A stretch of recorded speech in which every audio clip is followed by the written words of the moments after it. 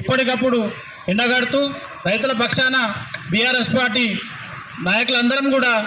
అండగా ఉండి పోరాటం చేస్తామని తెలియజేస్తూ ఈరోజు ఈ రాష్ట్ర ప్రభుత్వం పండిన ప్రతి గింజకు గిట్టుబాటు ధర చెల్లించి తీసుకుంటామని మాయమాటలు అధికారం రాకముందు చెప్పి అధికారంలోకి వచ్చిన తర్వాత ఇలా సన్న ఒడ్లకే ఇస్తాం మరియు దీనికి ఇయ్యం దానికి ఇయ్యమని వంకలు పెడుతూ ఈరోజు రైతులను మోసం చేస్తూ పబ్బం గడుపుతున్న ఈ ప్రభుత్వానికి వ్యతిరేకంగా రైతుల పక్షాన పోరాటం చేస్తాం.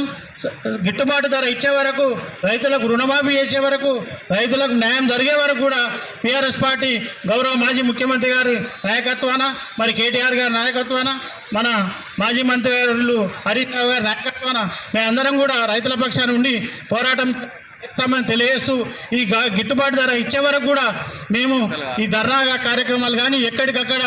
ప్రభుత్వాన్ని నిలదీస్తామని తెలియజేస్తూ ఈ అవకాశం ఇచ్చిన పెద్దలందరికీ ధన్యవాదాలు తెలియజేస్తున్నాం.